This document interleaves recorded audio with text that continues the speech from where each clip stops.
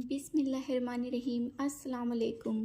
سن 9 ہجری میں عرب کا ایک بادشاہ جو اسلام سے بہت نفرت کرتا تھا، اسلام کے قریب آیا اور اس کے دل میں ایمان گھر کرنے لگا، اور وہ رسول اکرم صلی اللہ علیہ وسلم کی فرما برداری قبول کر کے شکر گزار ہو گیا۔ کون تھا وہ اس حاتم طائی کا بیٹا عادی تھا، جس کی دان شیلتا آج بھی پوری دنیا میں مشہور ہے۔ عادی نے اپنے باپ سے قبیلہ طے پر حکومت وراثت میں پائی تھی۔ باپ کے مرنے کے بعد طے قبیلے نے ان کو اپنا راجا مان لیا اور ان کے لیے مال کا چوتھا حصہ خاص کر دیا۔ جب رسول اکرم صلی اللہ علیہ وسلم نے ہدایت اور حق کی دعوت دینی شروع کی اور عرب قبیلہ ایک کے بعد ایک کر کے اسلام کی چھاؤں میں آنے لگے، تو عادی نے آپ صلی اللہ علیہ وسلم کی دعوت کے اندر چھپی ہوئی ایک ایسی لیڈرشپ دیکھ لی جو ان کی لیڈرشپ کے لیے خطرے کی گھنٹی تھی، اور ایک ایسی راجنیتی دیکھ لی جو ان کی راجنیتی کے لیے موت کی خبر دے رہی تھی۔ اس لیے انہوں نے آپ صلی اللہ علیہ وسلم سے بنا ملے ہی اپنے من میں نفرت پال لی، اور اس طرح وہ تقریباً 20 سالوں تک اسلام کے کٹر دشمن بنے رہے۔ آخرکار اللہ نے ہدایت اور حق کی دعوت کے لیے ان کے دل کا دروازہ کھول دیا۔ ان کے اسلام لانے کی داستاں بڑی ہی دلچسپ ہے۔ عادی کہتے ہیں کہ عرب کا کوئی ویکتی میری نظر میں رسول اکرم صلی اللہ علیہ وسلم سے زیادہ نفرت کے قابل نہیں تھا۔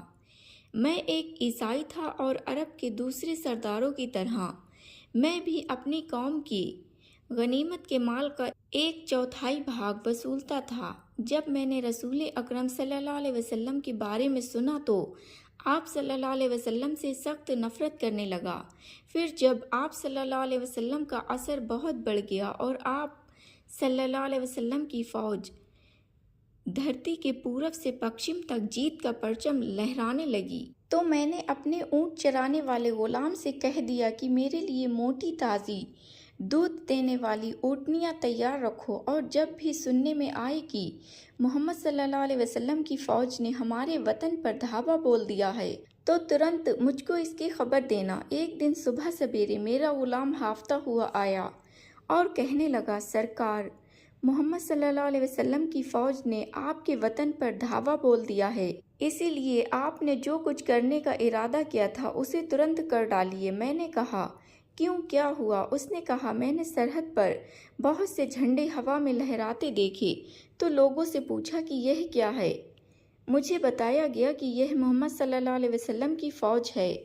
میں نے کہا، جن اونٹوں کو تیار رکھنے کا حکم میں نے تمہیں دیا تھا انہیں بہت جلد تیار کر کے میرے پاس لاؤ۔ عادی کہتے ہیں کہ میں اسی وقت اٹھا اور اپنے پریوار کے سبھی سدسیوں کو اپنے پیارے وطن کو چھوڑنے کے لیے تیار ہونے کا حکم دیا۔ اس کے بعد میں اپنے پریوار کو لے کر سیریا کی اور تیزی سے چل پڑا تاکہ میں اپنے مذہبی عیسائیوں کے پاس چلا جاؤں۔ جلد بازی کی وجہ سے میں اپنے پورے پریوار کو سمیٹنے میں ناکام رہا۔ جب ہمارا قافلہ خطرے کے نشان کو پار کر گیا تو میں نے اپنے پریوار کے لوگوں کی گنتی کی۔ پتہ چلا کہ میں تو اپنی ایک بہن صفانہ بنت حاتم کو نزد ہی میں اپنے قبیلے کے دوسرے لوگوں کے ساتھ چھوڑ آیا ہوں، لیکن کیونکہ لوٹ کر جانا اب ممکن نہیں تھا، اس لیے جو لوگ میرے ساتھ تھے انہی کو لے کر میں سیریا چلا گیا۔ جہاں تک میری بہن کی بات ہے تو اس کے ساتھ وہی کچھ ہوا جس کا مجھے ڈر تھا۔ سیریا میں رہتے ہوئے مجھے پتہ چلا کہ محمد صلی اللہ علیہ وسلم کی فوج نے ہمارے وطن پر دھاوا بولا اور میری بہن کو بھی دوسرے قیدیوں کے ساتھ یثرب لے جایا گیا۔ مجھے یہ بھی پتہ چلا کہ میری بہن کو دوسرے قیدیوں کے ساتھ مسجد نبوی کے دروازے کے پاس ایک گھیرے میں رکھا گیا، اور جب رسول اکرم صلی اللہ علیہ وسلم وہاں سے گزرے تو میری بہن نے آپ صلی اللہ علیہ وسلم سے کہا، اے اللہ کے رسول صلی اللہ علیہ وسلم، میرے بابا دنیا سے چلے گئے اور میرا رکشک مجھے چھوڑ کر بھاگ گیا ہے، آپ مجھ پر رحم کیجیے، اللہ آپ پر رحم کرے گا۔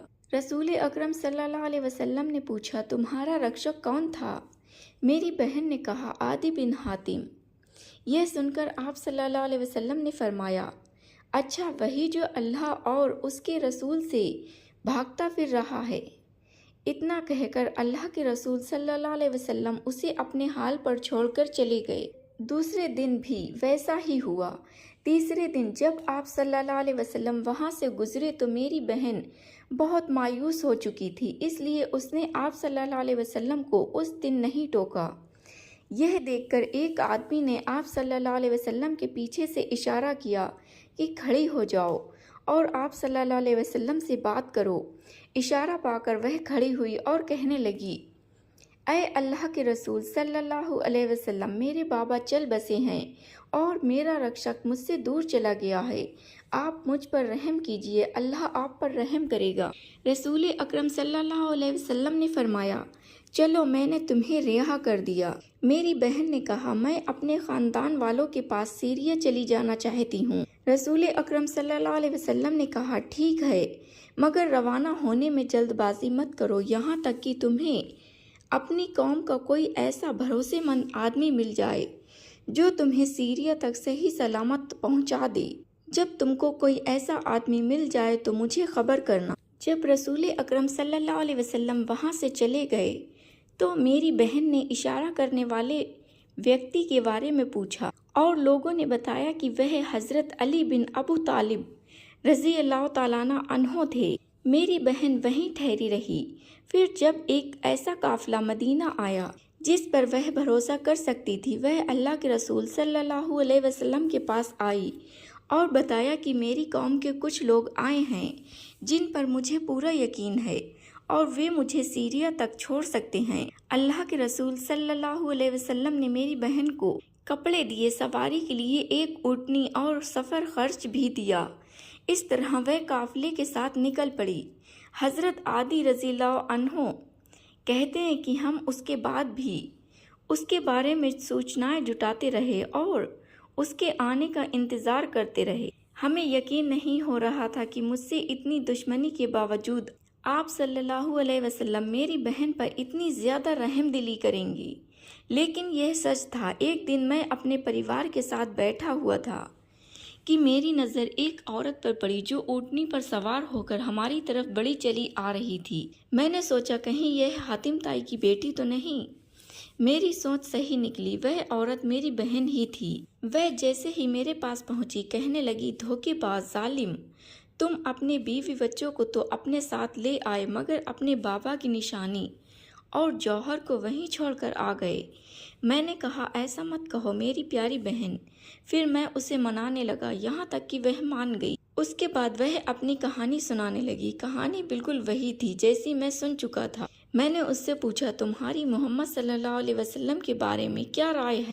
उसने कहा, मेरी राय है कि आप उनसे जल्द से जल्द मिलें, क्योंकि अगर वे नबी हैं तो उनकी तरफ पहल करने वालों की एक अलग ही शान होती है, और अगर वे बादशाह हैं तो भी आप उनके सामने जलील नहीं होंगे।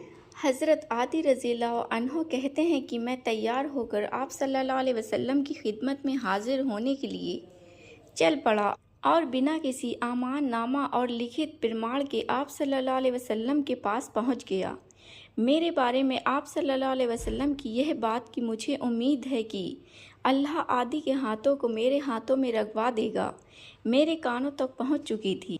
मैं आप सल्लल्लाहु अलैहि वसल्लम से मस्जिद नबवी में मिला और सलाम किया। आप सल्लल्लाहु अलैहि वसल्लम ने पूछा, तुम कौन हो?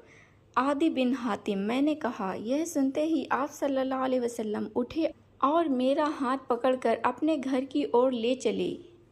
रास्ते में एक बुढ़िया जिसके साथ एक बच्चा भी था ने आप सल्लल्लाहु अलैहि वसल्लम को रोका और अपनी किसी ज़रूरत के बारे में बात करने लगी। आप सल्लल्लाहु अलैहि वसल्लम उन दोनों के साथ उस समय तक रहे जब तक कि आप सल्लल्लाहु अलैहि वसल्लम ने उनकी ज़रूरत ना पूरी कर दी और मैं खड़ा रहा। मैंने मन ही मन कहा कि यह शख्स कभी भी बादशाह नहीं हो सकता। उसके बाद आप सल्लल्लाहु अलैहि वसल्लम ने फिर मेरा हाथ पकड़ा और अपने घर की ओर चल पड़े। घर पहुँचे तो आप सल्लल्लाहु अलैहि वसल्लम ने एक तकिया जो चमड़े का बना था और जिसमें खजूर की पत्तियां भरी थीं, मेरी ओर बढ़ाते हुए कहा कि इस पर बैठ जाओ। मुझे आप सल्लल्लाहु अलैहि वसल्लम के सामने तकिए पर बैठते हुए शर्म आई, इसलिए मैंने कहा कि आप बैठ जाइए। आप सल्लल्लाहु अलैहि वसल्लम ने कहा, नहीं तुम बैठो। मैंने हुक्म माना और उस तकिए पर बैठ गया और रसूल अकरम सल्लल्लाहु अलैहि वसल्लम ज़मीन पर बैठ गए, क्योंकि उसके सिवा दूसरा तकिया घर पर था ही नहीं। ایک بار پھر میں نے اپنے دل میں کہا یہ آمیرانہ شان تو ہرگز نہیں ہے۔ پھر آپ صلی اللہ علیہ وسلم میری طرف متوجہ ہوئے اور فرمایا اے عادی، کیا تم رکوسی نہیں ہو؟ مطلب نہ تم عیسائی ہو اور نہ ہی ناستک ہو۔ میں نے کہا ہاں میں رکوسی ہوں۔ آپ صلی اللہ علیہ وسلم نے کہا کیا تم اپنی قوم سے ان کے مال کا 1/4 بھاگ وصول کر وہ کام نہیں کر رہے جو تمہارے مذہب میں حلال نہیں ہے؟ میں نے کہا ہاں، اور میں جان گیا کہ آپ صلی اللہ علیہ وسلم یقیناً ہی نبی ہیں، کیونکہ آپ چھپی ہوئی مذہب کی باتیں بھی جانتے ہیں۔ پھر آپ صلی اللہ علیہ وسلم نے مجھ سے کہا اے عادی، شاید تم اس لیے مسلمان ہونا نہیں چاہتے کہ مسلمان بہت زیادہ غریب ہیں، لیکن یاد رکھو کہ بہت جلد وہ زمانہ آنے والا ہے جب ان کے پاس بے تحاشا دولت ہوگی اور اسے لینے والا کوئی نہ ملے گا۔ اے عادی، شاید تمہیں یہ چیز اسلام قبول کرنے سے روک رہی ہے کہ مسلمانوں کی سنکھیا کم اور ان کے دشمنوں کی سنکھیا بہت زیادہ ہے، مگر جان لو کہ ایک ایسا وقت بہت جلد آنے والا ہے جب ایک عورت اپنے اونٹ پر سوار ہو کر قادسیہ سے چلے گی اور کعبہ کی زیارت کر کے واپس جائے گی اور اسے اللہ کے سوا کسی کا بھی ڈر نہیں ہوگا۔ شاید تمہیں یہ بات اسلام لانے سے روکتی ہے کہ طاقت اور بادشاہی دوسروں کے پاس ہے، مسلمانوں کے پاس نہیں، مگر بہت جلد تم دیکھو گے کہ بابل کے سفید محل مسلمانوں کے قبضے میں آ جائیں گے اور کسریٰ بن ہرمز کے خزانے ان کے پیروں تلے آ جائیں گے۔ میں نے تعجب سے پوچھا کسریٰ بن ہرمز کے خزانے؟ آپ صلی اللہ علیہ وسلم نے فرمایا ہاں ہاں، کسریٰ بن ہرمز کے خزانے۔ عادی کہتے ہیں کہ تب میں مسلمان ہو گیا اور حق کی گواہی دی۔ حضرت عادی رضی اللہ عنہ نے بہت لمبی زندگی پائی۔ وہ کہا کرتے تھے کہ 2 بھوشواڑیاں تو پوری ہو چکی ہیں، صرف ایک باقی ہے اور وہ بھی ضرور پوری ہوگی۔ میں نے دیکھا کہ ایک عورت قادسیہ سے اپنے اونٹ پر سوار ہو کر نکلتی ہے اور کعبہ پہنچتی ہے، مگر اسے اللہ کے سوا کسی کا ڈر نہیں ہوتا۔ میں اس فوج میں سب سے آگے تھا جس نے کسریٰ کے خزانوں پر دھاوا بولا اور اس پر قبضہ کر لیا۔ میں اللہ کی قسم کھا کر کہتا ہوں کہ تیسری چیز بھی ضرور پوری ہوگی۔ رسول اکرم صلی اللہ علیہ وسلم کی وہ تیسری بھوشواڑی حضرت عمر بن عبدالعزیز رحمۃ اللہ علیہ کی خلافت کے زمانے میں پوری ہوئی۔ اس زمانے میں مسلمانوں کے پاس اتنی دولت ہو گئی کہ زکوٰۃ کا لینے والا کوئی نہ رہا۔ پکارنے والا پکارتا رہتا کہ کوئی ہے جو زکوٰۃ کا یہ مال لے لے، لیکن کوئی نہ ملتا تھا۔